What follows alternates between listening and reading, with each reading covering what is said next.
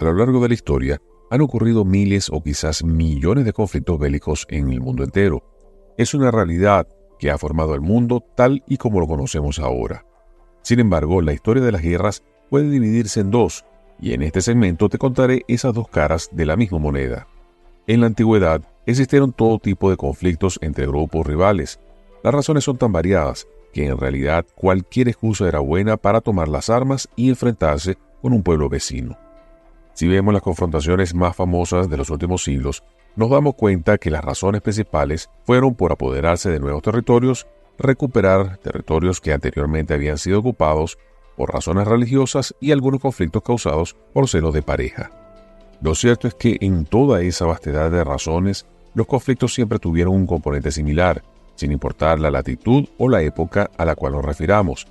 Y es que en todas esas guerras, cuando se llegaba a la confrontación física, o se hacía uso de artilugios para acabar con la vida de grupos enteros, simplemente ese era el objetivo. No importaba si habían personas inocentes, si se usaban métodos realmente macabros o se recurría a métodos que por razones obvias no puedo describir en este espacio.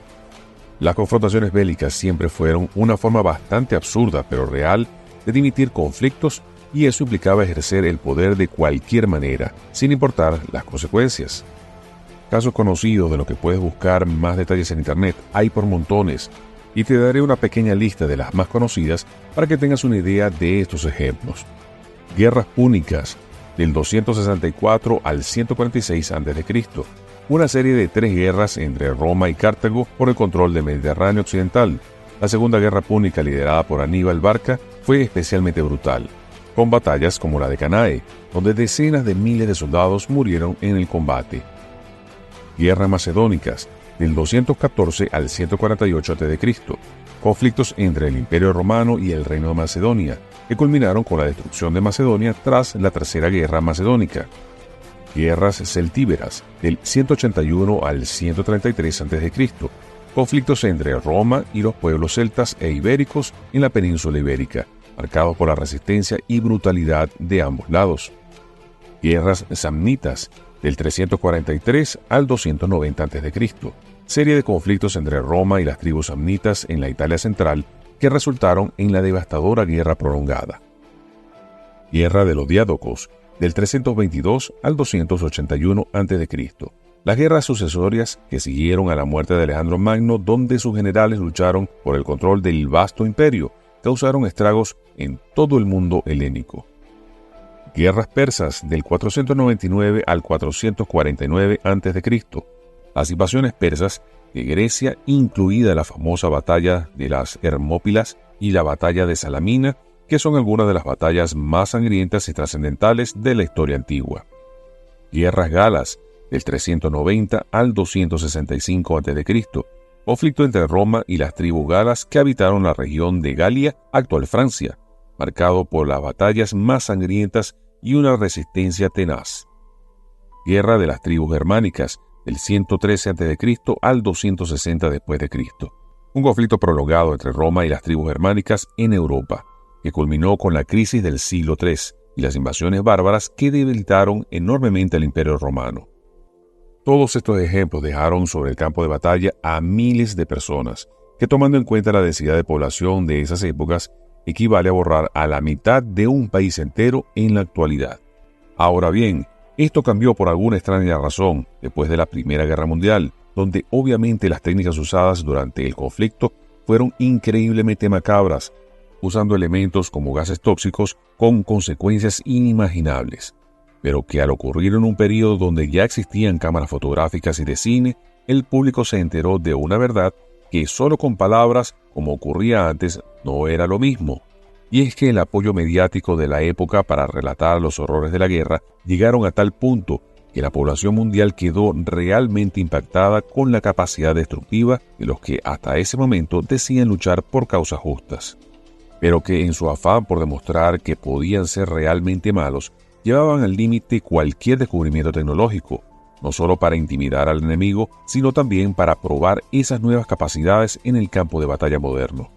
Es así como en el siglo XX, en sus inicios, y posterior a esta primera guerra, en medio de un discurso humanista, se pretendió suavizar esa brutalidad, pero pasaría muy poco tiempo para que llegaran más excusas para probar armas, probar métodos y en especial hacer un ejercicio de supremacía que le dijera al mundo entero que solo habría un solo líder, que no respondía ante nadie más, que se impondría por la fuerza sin importar esos discursos humanistas. Y ojo con esto porque no estoy hablando de los nazis. El problema con ese pensamiento es que muchos otros también lo tenían, y como hablamos de tecnología, es algo que tarde o temprano los otros villanos de la historia conseguirían. Gracias al poder mediático es que hoy sabemos lo ocurrido durante la Segunda Guerra Mundial, aunque algunos se atrevan a negarlo. Gracias a esos registros es que hoy tenemos la certeza que no hay un lado bueno o malo, simplemente hay intereses que tratarán de imponerse de la manera que sea. Aunque esos mismos villanos recurran a la propaganda, porque siendo un poco objetivos, no hay ninguna diferencia entre el propagandista nazi Paul Joseph Goebbels y su contraparte Walter Disney, pero de esos dos personajes ya hay un video en nuestro canal de YouTube. Lo cierto es que el siglo XX fue humanizando la guerra de una manera bastante extraña, donde era mejor mediáticamente dejar secuelas a miles o millones de personas que eliminarlas a todas. Ejemplos hay muchos conocidos: la guerra de Vietnam, Corea, Hiroshima, Nagasaki, todos los conflictos de Medio Oriente, pero absolutamente todos, que en nombre de esa rara libertad que profesa un solo país, sirvieron para poner a prueba nuevas armas, nuevas tecnologías y un largo etcétera de métodos de control social, llegando a las fechas recientes como el 2020, de cuyo tema no me atrevo a mencionar por razones obvias. Vivimos ahora en un mundo de superejércitos, con capacidades inimaginables, pero eso sí, muy humanistas, con la capacidad de borrar a la humanidad unas 15 veces seguidas, pero preocupadas por un cambio climático que aún no se saben ni se deciden si es real o no, con un afán increíble de control por lo que ves, por lo que comes y consumes en redes, censurando cualquier elemento contrario a sus planes porque ellos son los dueños de todas las grandes plataformas tecnológicas. Así que cuando te hablen de conflictos bélicos y una posible tercera guerra mundial, quizás deberíamos preguntarnos quién cobrará los próximos contratos de reconstrucción, de ayudas a millones de personas y de fabricación de supuestos medios de ayuda masiva no auditada. Así que sigue el dinero porque esa es la respuesta.